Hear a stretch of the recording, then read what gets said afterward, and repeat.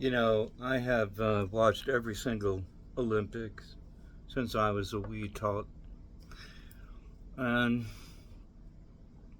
I think they're a wonderful thing in general. I think it's mostly situations of goodwill that take place amongst the athletes.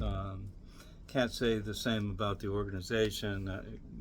There seem to be some sketchy things about the Olympic Committee. Hard to say, so that's not really my area, but certainly watching the performers as a performer and a person who loved athletics, loved different sports when I was growing up. Um, it's wonderful to see the Olympics in the sense of the camaraderie that goes on there in general. Apparently, been a couple of weird incidents there in Paris, um, which is too bad. But a couple of instances out of thousands and thousands of interactions within between the athletes. You know, it, as a general rule, it's a very positive thing, which I think the world needs to understand how these athletes feel, and we need to spread that sort of sense of we're all in this to have fun and to win. And how do you win a world which is, in so many ways, so sad and so difficult and so beautiful at the same time? How do we win here?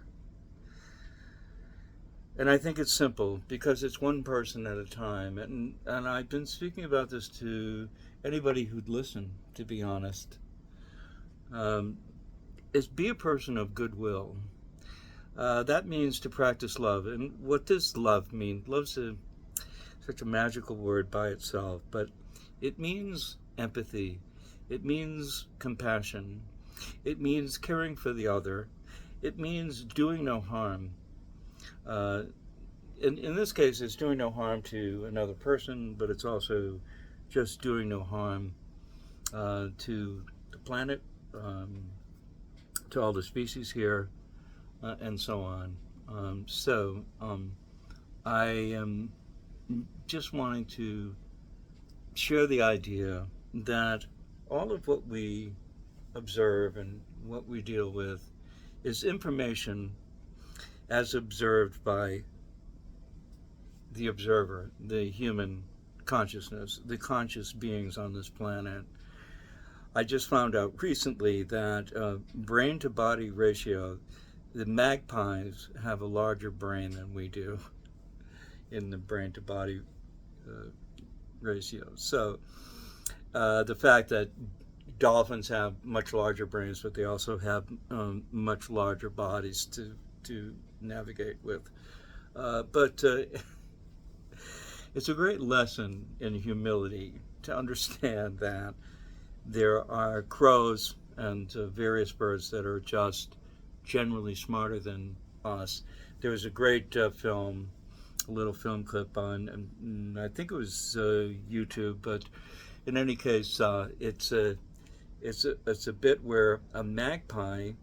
It's Neil deGrasse Tyson is showing the clip on somebody's podcast, and anyway, so there's a magpie, and he or she is trying to get a drink out of this puddle on a rock, and its beak isn't really long enough to do it.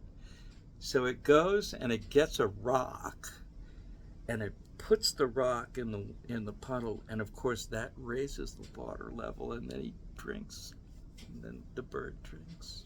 It's brilliant. It's like, would we have thought of that?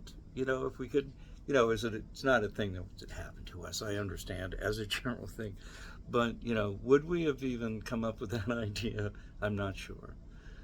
So it helps to understand, you know, why we should be somewhat humble on this planet, and how we've kind of messed with it in a lot of ways by not being very humble, and by being, in many ways, uh, extremely arrogant.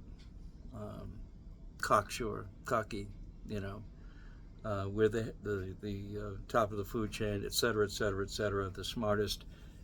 And we are the smartest, according to Neil deGrasse Tyson, and I love him, and so I think he's a good scientist. So he says, we are the smartest mammal on the planet. I think we also, it has to be said that this body and the brain, but the consciousness itself even goes beyond all that. This body is the highest tech ever on this planet in that sense. Okay, it's an amazing.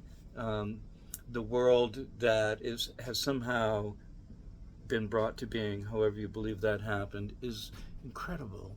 And I think it's easy to forget that in the day-to-day grind. And there's always a grind, isn't there? I think there's always a grind.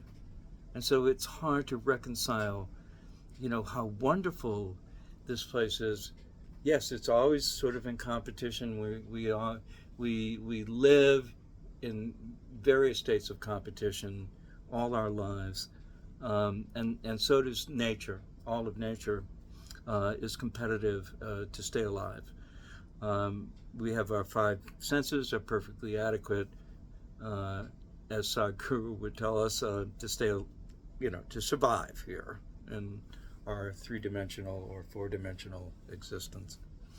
So, what do we do? Again, the simple to me is the simplest formula, the simplest commandments. We don't need 10.